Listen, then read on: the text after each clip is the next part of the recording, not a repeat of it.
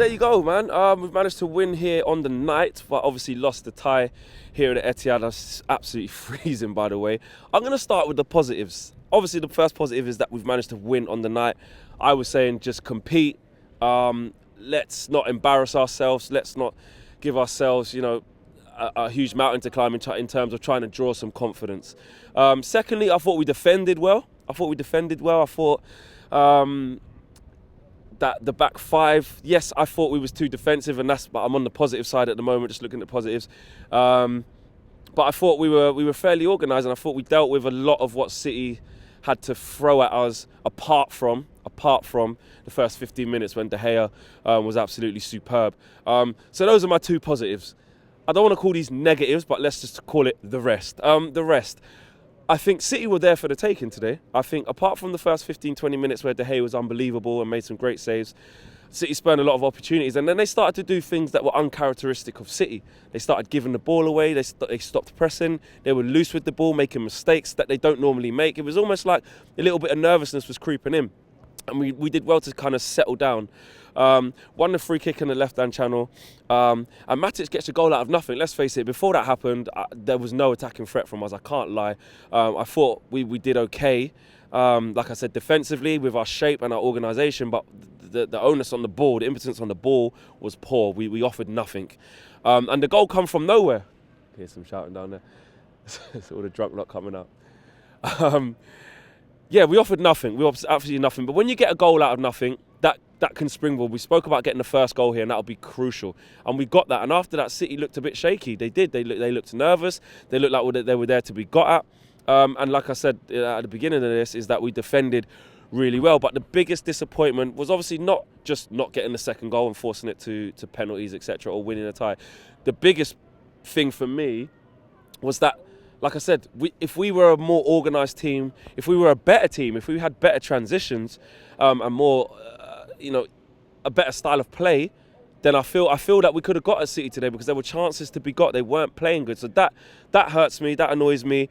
I've got to talk about Jesse Lingard, because I actually felt sorry for him today. I mean, I just looked at how he was playing and I just thought, what has happened to this player? It's really sad to see. It really is. I mean, he should have got taken off way earlier. I'm hearing some reports, people texting me saying that Ollie was having a go at him, saying, one more and you're off. But he should have come off. He should have come off a lot earlier. I don't know what's gone on. And for me, it should have been Mata who come on. We know we've got trouble in keeping the ball, creating chances, and Mata's just going to look after the ball and pick those right passes. And he brings on Pereira instead of him. I thought Greenwood was unfortunate to be substituted, but I could see Solskjaer's thinking in that, I'm not going to lie. Although Dan James, he came on and had one turn of pace, I think he got Rodri booked, and then after that he kind of went missing as well. I was disappointed with Martial. I thought that his movement wasn't great. I don't think his tenacity was there. Yes, the service to him was poor, 100% agree with that. He had no service. But I thought that I needed more for him, and I worry about him stepping up in this 9 role without the support of Rashford around him. It's almost like the Rashford's there is just a whole different dynamic. Another negative for me was the fact that, yes, we went with that shape, with the 5-3-2 or the 3-5-2, but it was actually a 5. There was a flat 5 at times, And here we go. They're going to sing it, Your time. What can we do? Hopefully Villa go and do him over. You know what I mean? Hopefully they do. But at the end of the day, it wasn't to be, because I think when you felt that we got that goal, the first goal, did we really come across that we were going to get the second? Not for me. I just couldn't see us clicking into gear. And then Matic, for all the great work he did, when he was actually playing well, I'll take my hat off to him. He was having a good game, great strike as well. The stupidity kicks in, and that is why I don't want to just scapegoat Matic, but we have to. He put us on the back foot there. I'm not saying that we were all over City before he got sent off, but with 11 men on the pitch and we keep pushing, we might have been able to try and find gears to go up. And with him making such a stupid foul so far away from the goal, so far, it wasn't even like they were clean through. It's a stupid foul. And more importantly, he's now missing for Wolves. And yeah, you can say what you want about Matic. He's come in and I think he's done all right. He's been the kind of the forgotten man this season until McTominay got injured, and we've had to rely on him. And I think he's had some very good performances, and another good performance here. But now he's not in the game for Wolves, and you can see what our midfield's like in Lingard, Pereira, and Fred. Awful. That's just not going to be good against the likes of Martinho and Neves and whoever else that Wolves put out in that position. So that worries me. Even more importance on Bruno Fernandes coming in. That's another positive, obviously. The fact we can look forward to that game, having not have been battered here. I haven't heard Solskjaer's press conference as yet and his post-match thoughts, but I can imagine it'll be along the lines of, the boys did really well, we executed the game plan to perfection, and I'm really proud of them, and they did excellently.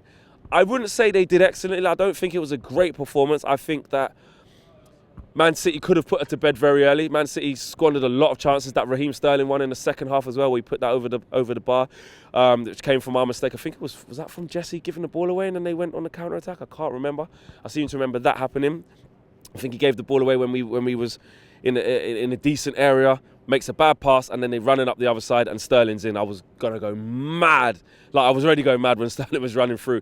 I thought Bissaka defended really well against Sterling as per usual. It's almost like Sterling sort of says, I don't want to go up against him. I don't want to try and literally get past him. I need to pop it off or try and keep cutting inside, which was good for him. I thought Maguire and Lindelof did well, apart from Maguire's. I think he made one mistake where he tried to pass it across, but then he made up for it straight away and got the ball. Should have scored a header in the second half. He had a great chance with the header as well. But Brandon Williams, man, I want to commend him. I thought he was superb. The decision making, his tidiness on the ball as well, and his touch, and he picks out the right pass when he needs to. I just like what he's doing. I'm really, really happy to see Brandon Williams doing so well. So that's the positives.